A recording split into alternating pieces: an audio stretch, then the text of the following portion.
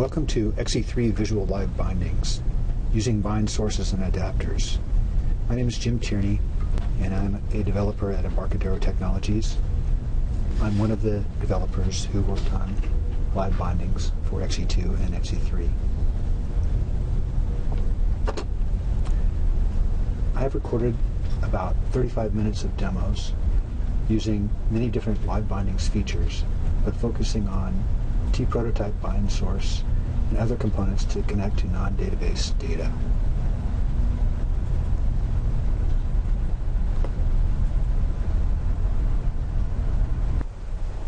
One of the uses for the prototype bind source component is to generate data for prototyping. In this demo, I'll show how to use prototype bind source to generate sample data and discuss some of the important component properties of prototype bind source.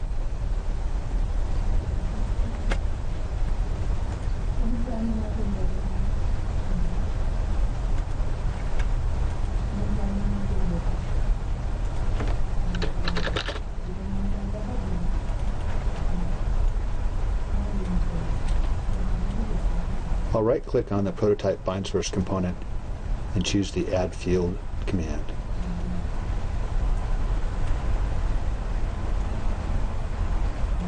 The Add Field dialog box has two columns in a list.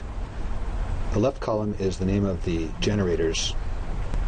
Each generator generates a set of sample values that are unique. For example, if we choose integers, we are choosing a generator that generates a set of signed integer values.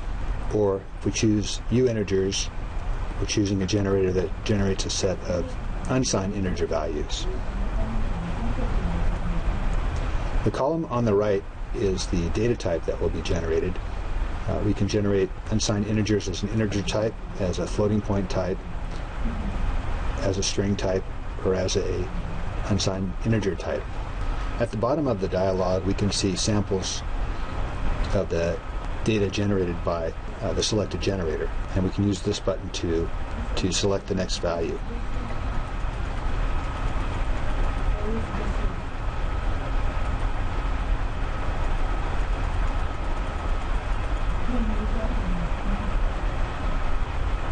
At the top of the dialog is a place for the field name. Also, there are two checkboxes, one for shuffle values and repeat values, which I'll talk about later in the demo. The list supports multiple selection, so I can create multiple fields at once. I'll choose alpha colors and color names. Alpha colors are the type of color that is supported by FireMonkey. If I was creating a VCL application, I would choose colors instead.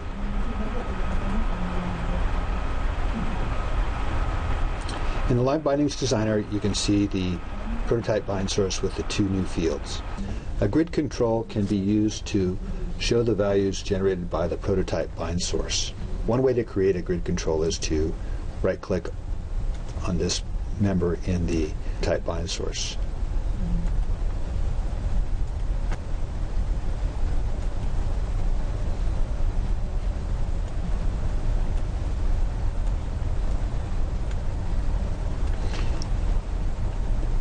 So here we see our numeric color value and our color name. Before I discuss some of the prototype bind source properties, I'm going to add a link to display the number of rows in the prototype bind source.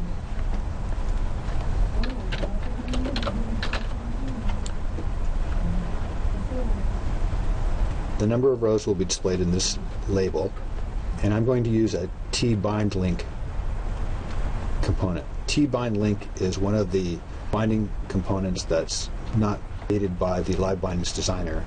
So I'll right-click on the bindings list and choose New LiveBinding Component.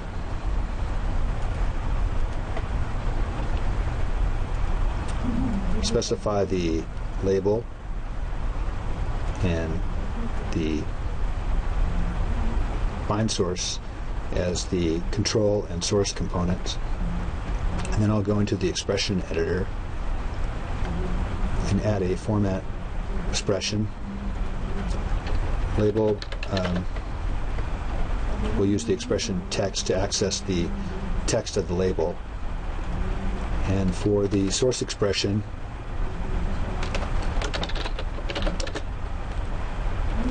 we'll use the format method in the expression engine.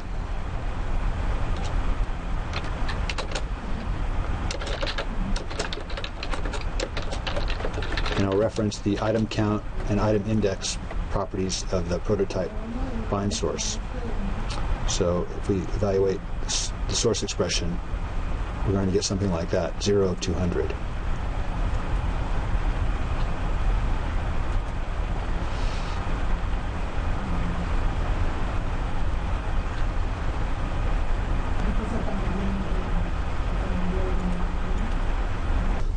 So now the prototype bind source has 200 records, which is the default.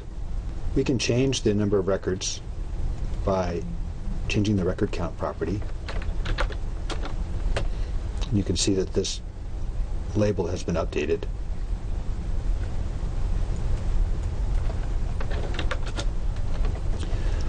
We can also change something about the fields. The shuffle option controls the order of the generated items. So if we want to generate the items in ascending order, we can choose to turn off shuffle. If we want to generate a set of unique values, we can turn off repeat. Here the label is indicating 141 rows. That is because there's 141 unique color values provided by these generators. How you use the shuffle and repeat properties depends on how you're going to use the data. For example, this configuration is good for a lookup list.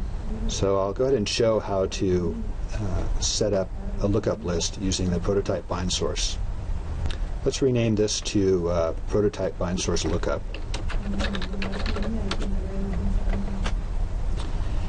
And we'll get rid of our grid.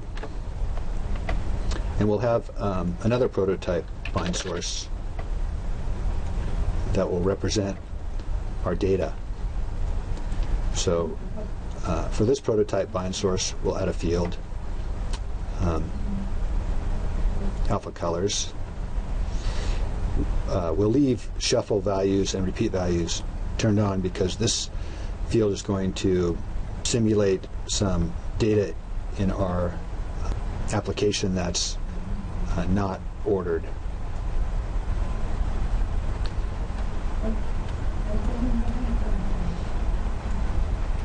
We're going to use this label to show the number of records in our prototype bind source 1 rather than in our lookup data source. So I'll click on this link and I'll go ahead and change the data source component to prototype bind source 1. And then we'll add a field to display our data. Choose edit.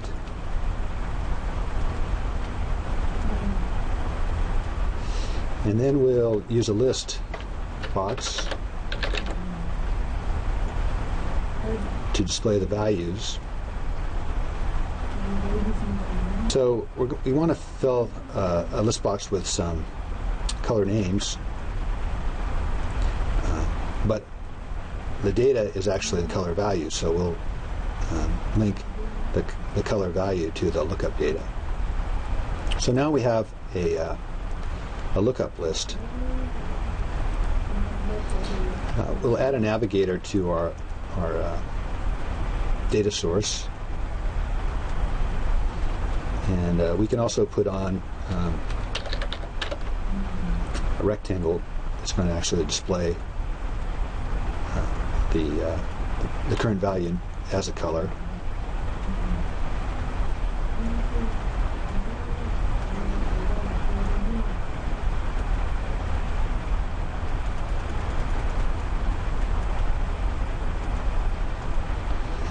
Okay, so let's go ahead and run this application.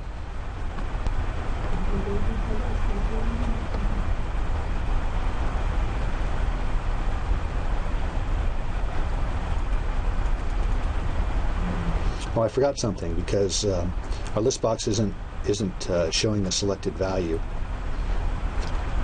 Let me go back here. It means I forgot to connect the selected value in the list box to our data. So you can see in the designer, dark green is selected. Let's run it again.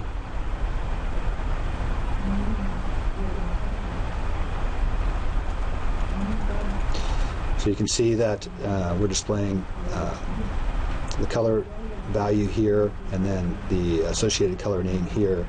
We can change values here to affect the color.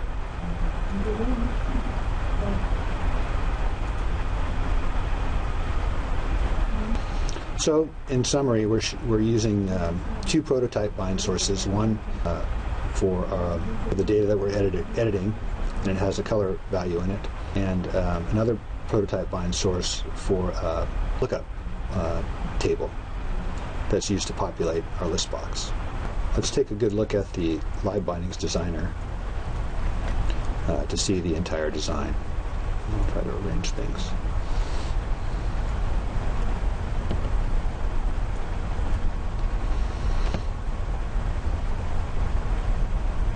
So you can see we have the edit connected to our data color value, the rectangle connected to our data color value, the list box selected value is connected to our data color value. So these are all the controls that are connected to the data. We also have the navigator connected to this our data source, and then the list box is being filled with our lookup table. So the color is the lookup data, and the color name is the display data. Okay, I'll close this project.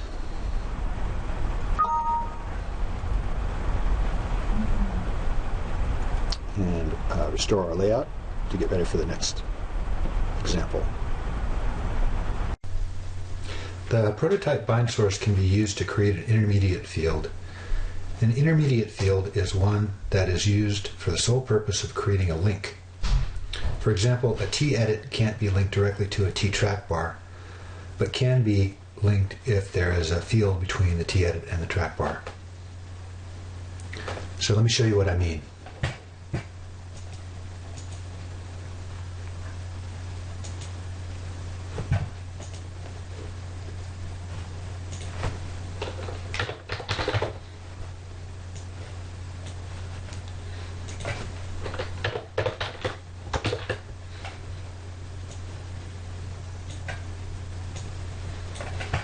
In the LiveBindings designer, if I try to connect these two controls, the red indicates that they can't be linked. So now I'll drop a T prototype bind source and add a field. I'm going to add a single field without a generator, because I know that the track bar in FireMonkey uses a floating point value. And I'll set the record count to 1. I only need one row of fields. And now I'll connect the track bar and the edit to that field.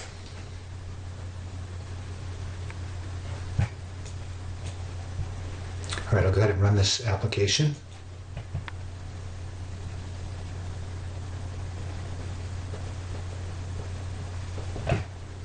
And now the track bar and the edit are linked.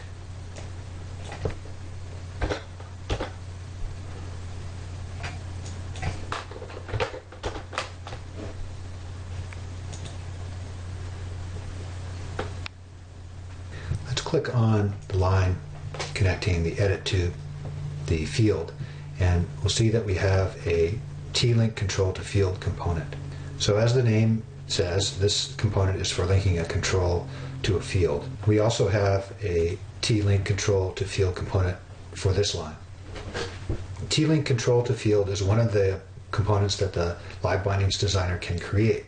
If we click on the bindings list and choose the new LiveBindings component, we can see the list of all the quick binding components here. These are the components that the LiveBindings designer can create. So here we have our control to field, control to property, property to field, but there is no link control to control. Note that there also is no link property to property. So, for example, if I have two labels,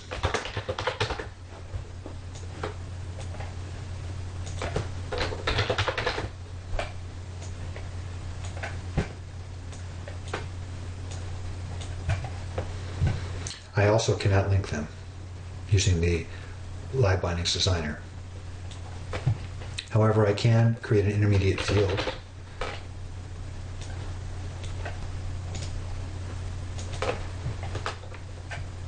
In this case, I'll just create a string field, and I'll set the record count to 1. And now I can link these two label controls through the field. Note that both the labels are blanked out because there's the default value because the default value for the field is blank. We can actually give the field a value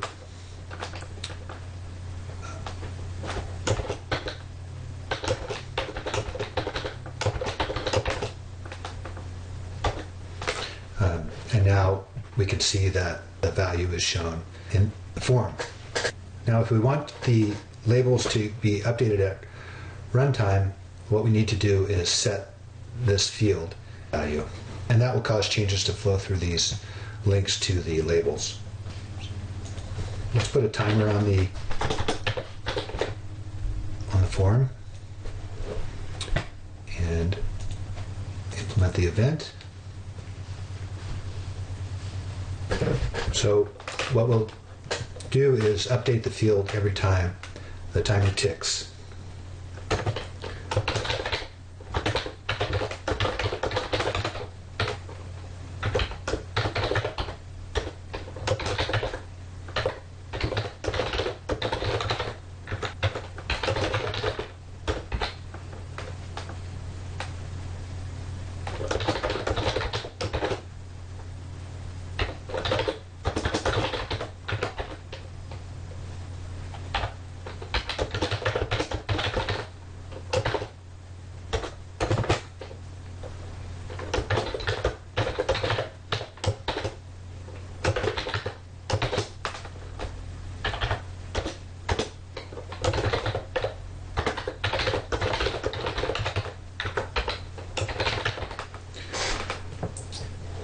So the prototype bind source is a lot like a T-dataset.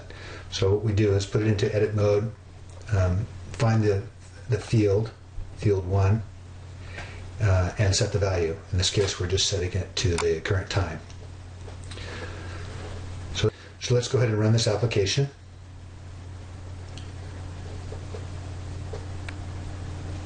And we can see that the labels are updated on every timer tick. And this T-track bar continues to work. I'll select a link, and we can see that the T-link property to field component was created. We can sort of customize what is displayed in the labels by using this custom format property. So I'll select both links, multi-select, and type in something.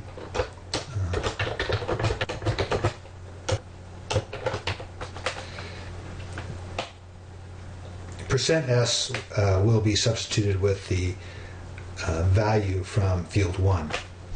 So using this expression, we're concatenating a string, the time is, with the string from field 1.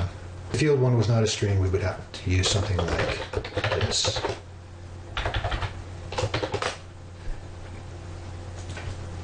Which will also work for a string. So let's run our application.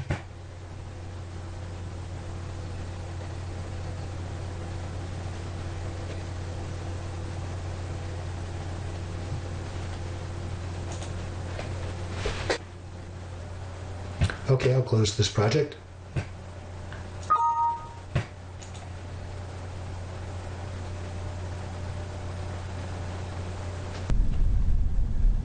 Prototype bind source can be used to bind to user-defined objects. Let's create a new VCL application.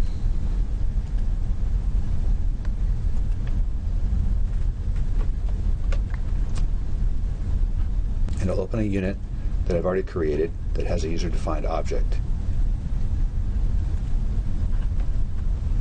The object is called TContact, and it just has first name and last name properties and 2 constructors.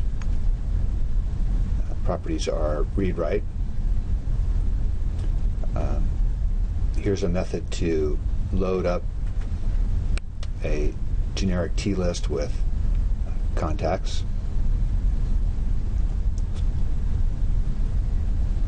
Here's the parameterless constructor and a constructor that has parameters.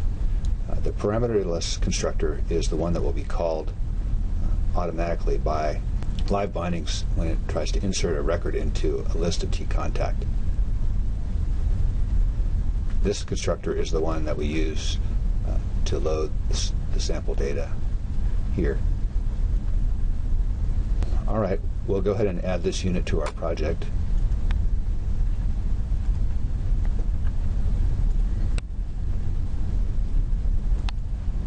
And use the unit in our forum.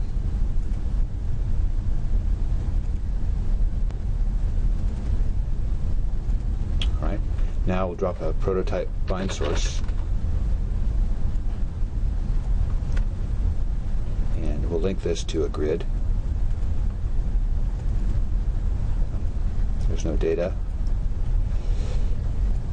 at this point. And then we'll implement this event on create adapter. And here we have a var parameter, which is the adapter that we're going to create in this event handler.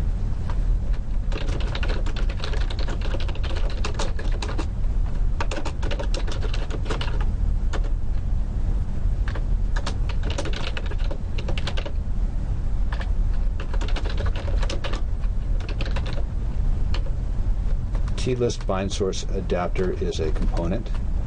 The first parameter is the owner, and second parameter is going to be the list of contacts.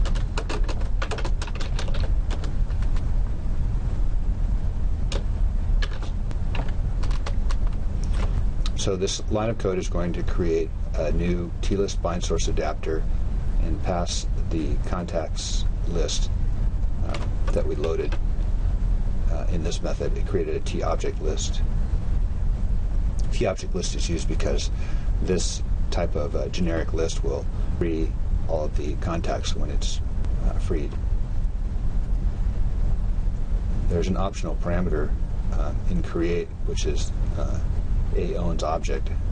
It defaults to true, so we don't have to worry about freeing the list of contacts, because the T-list bind source adapter will automatically free the list when it is destroyed. Okay, we'll go ahead and run this application.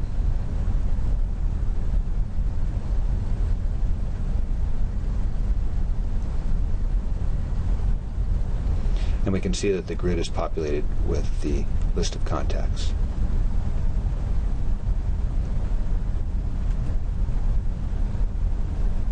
I can link to a grid control without specifying individual field names But in order to link to other controls, I need field names. The LiveBindings designer doesn't show field names for tContact because the tContact type is not created until we run the application. I can use the tPrototype bind source to simulate tContact by adding fields.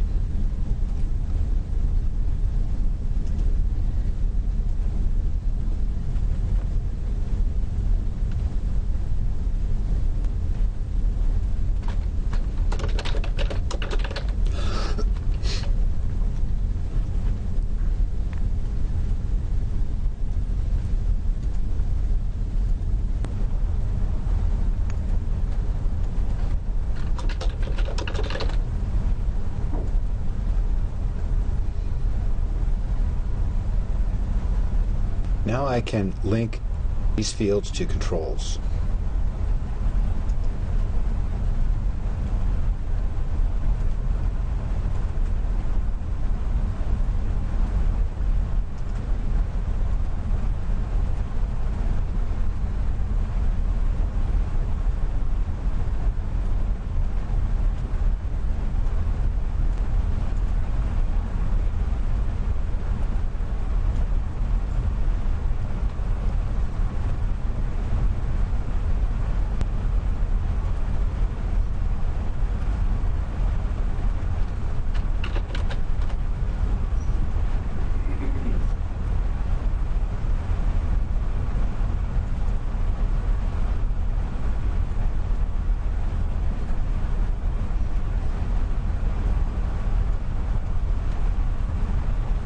All that is required is that these design time field names match the property names in the tContact class.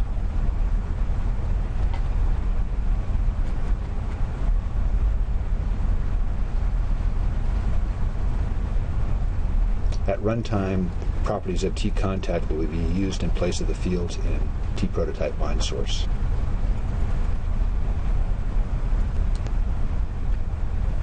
When I insert into the contacts list, the parameter list constructor is called to create a new tContact object.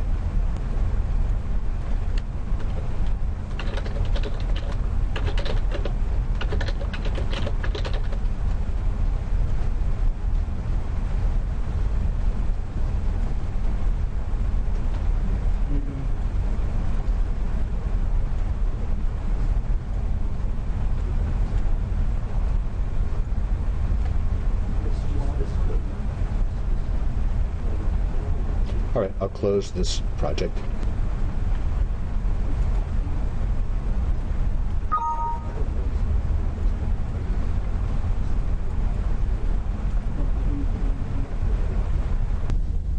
Internally, the tPrototype bind source uses two other components, the tAdapter bind source and the tDataGenerator adapter.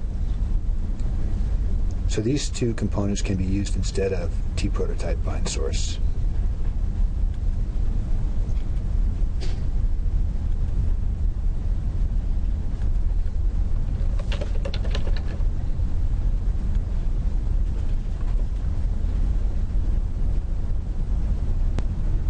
Just like tPrototype bind source, there is an onCreate adapter property in the tAdapter bind source. But the tAdapter bind source also has an adapter property.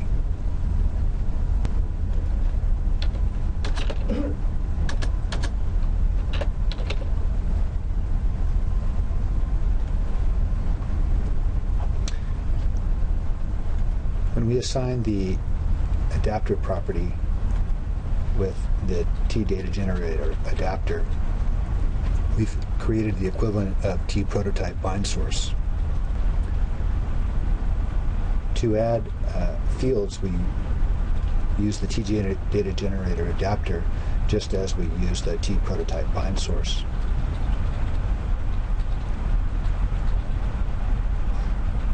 However, for this example, instead of generating fields, I'm going to use a custom adapter class. The custom adapter class encapsulates a user-defined class.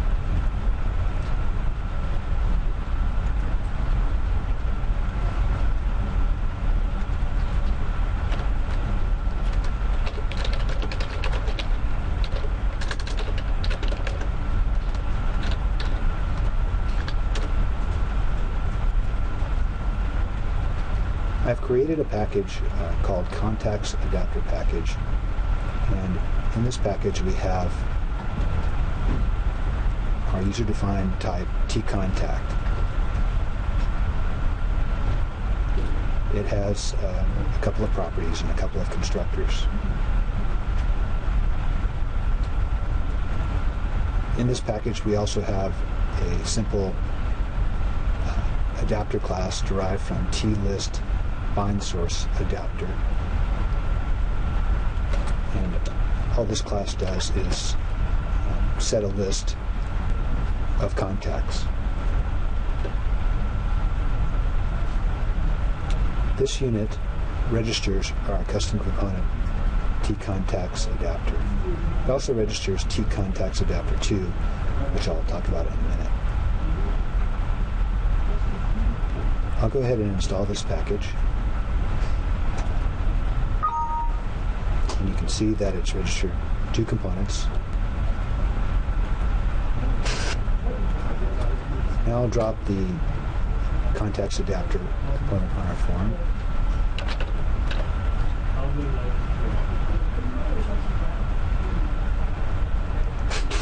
I'll get rid of the data generator adapter and select our contacts adapter. And here we see the first name and last name fields. Now I'll bind these members to some controls.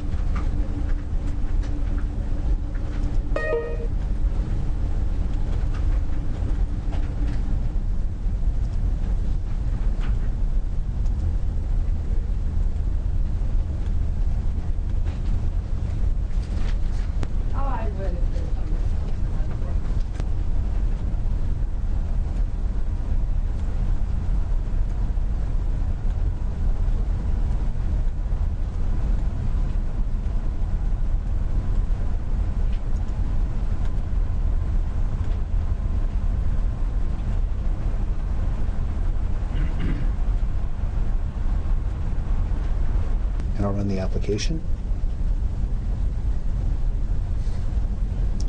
Oops. I'll choose the application and run the application.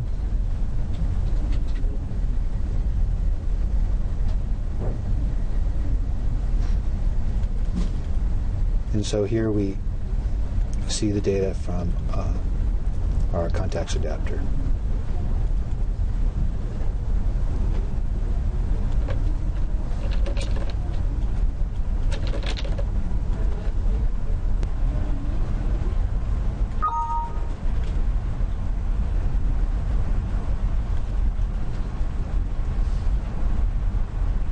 Now let's look at the contacts adapter 2 component that I mentioned earlier. Here's the contacts adapter 2, and it's the same as the other contacts adapter, except I published properties.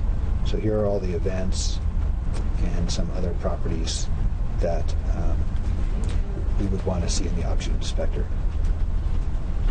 Let's go back to our form and drop tContacts adapter 2. And we can see in the object inspector that we have some published properties that we can change for contacts adapter at design time, and also various events that we can set. One thing you'll notice is that the contacts adapter component is not displayed in the LiveBindings designer. This is because the settings for the LiveBindings designer are not quite correct. So I'm going to show you how to fix that. Choose Tools Options and click on LiveBindings. This page has the options to control which components show in the LiveBindings designer. And we'll add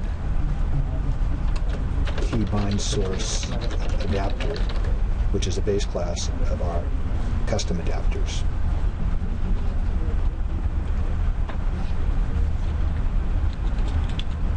And so now we can see that our adapter component shows in the designer.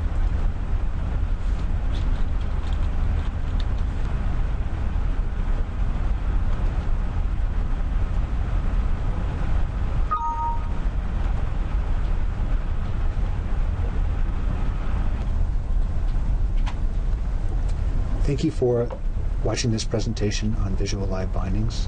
To learn more about Visual LiveBindings, Malcolm Grove's blog has some very informative posts about bind sources. The Embarcadero doc wiki has a lot of information on LiveBindings and continues to be updated with additional information. On my blog, I have posts on a variety of LiveBindings topics.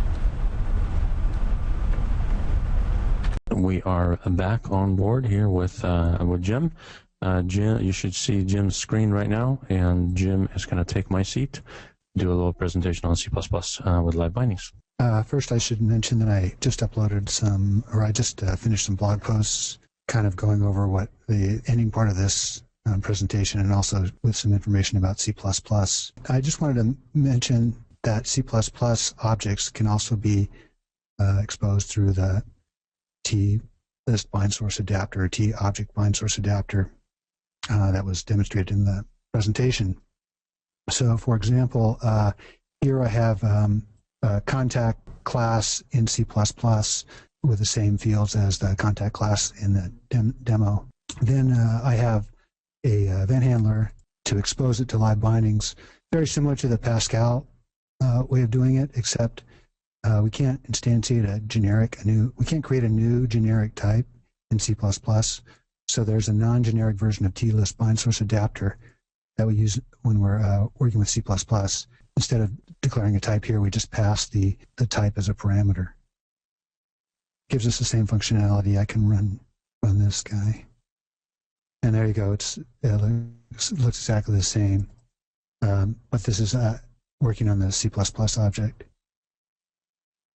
And then I also wanted to, it's really simple. I wanted to show that, it's not just strings that work. I mean, here's this app. I mean, this isn't really something for customers, as a demo, but it's sort of a testing app that I've been using for 64-bit support and 32-bit support. So we have a bunch of types, all the kind of basic types, and we want to make sure that the LiveBindings works with all those basic types in C++ and C++64. And the tricky part about it is that all the runtime type information that LiveBindings requires has to be implemented properly by the different compilers. And so that's a lot of the work that went on to enable LiveBindings for 64-bit, is to get the compiler generating the right type info. So I'll go ahead and run this sample, and it just displays a bunch of different, it's junky screen, but all these different types are displayed properly, and that's basically what I'm looking for. Okay, that's about it. What methods and components will I be needing to make a data-aware custom-styled control in FireMonkey?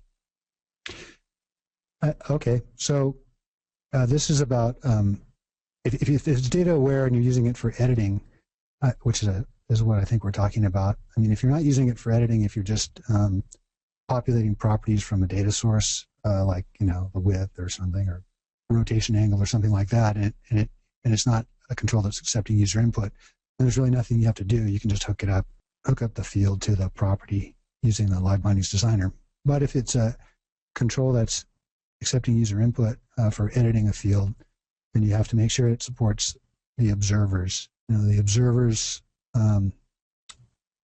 are something in different controls that listen for user input and send notifications off to whoever's observing the control, which is at this point only LiveBindings really. So if the control, and a lot of controls implement observers already, so if you're deriving from a T-custom edit or something like that, then you're probably okay. But if you're creating something new, or you're deriving from some component that doesn't already implement observers, then you could implement the observer yourself. And if you look at my blog, there's some information about observers, and there's some sample code about how to implement an observer.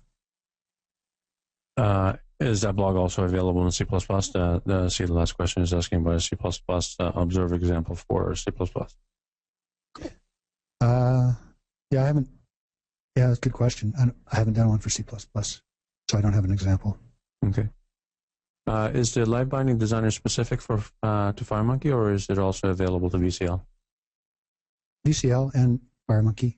I mean, LiveBindings doesn't really know about the difference between frameworks, but there are bits and there are framework-specific bits sort of plugged in that kind of plug different frameworks into LiveBindings. So you'll find that some for the observers is the key difference. You know, there's more controls in FireMonkey implement observers than in VCL. So that's one difference. Cool. Can any objects be used for LiveBindings? My own objects that I create? Well, you have to derive if you want to. Yeah, if you want to do what I just showed you, where you're binding to a user-defined object, and which I think you mean. You can't really use just C++, vanilla C++. It has to be derived from TObject because it has to have runtime type information. But I haven't ever done a sample, but there is probably a way to kind of roll your own, which would involve, you know, creating an object and sort of adding fields into it that LiveBindings would use. Because ultimately these objects, they use runtime type information to generate fields, but when they're running and they're actually communicating, they're not really using the runtime type information of the object so much as, you know, the runtime type information of the fields that got generated at initialization time. So it would be possible to create an object and then stuff a bunch of fields into it, and, you know, have code in the fields that, you know, talk to your own object.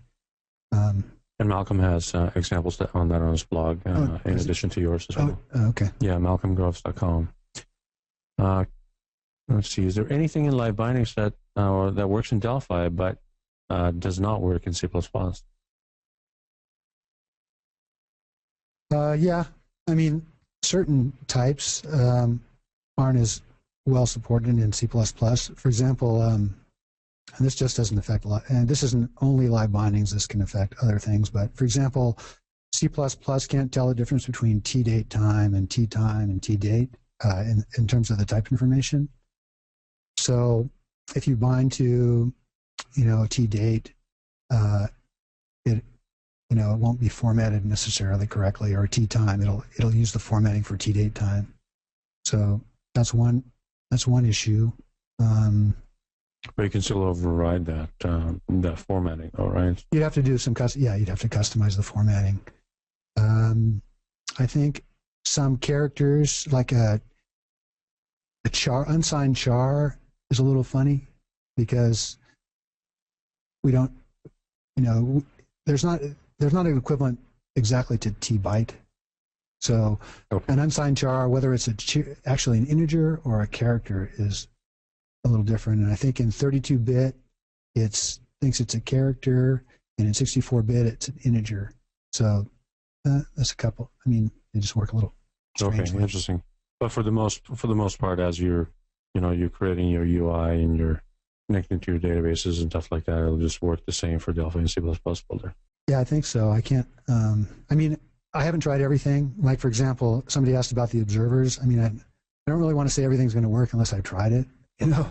But sure, I mean, sometimes, you know, there's stuff you get in there and it's like, you know, I can't. For example, the reason I put in the generic version of TList bind source adapter is because, I mean, a non-generic version is for C++, is because I tried to implement, you know, a C++ object, and I realized, I can't use the generic types because you can't instantiate a new generic type in C++.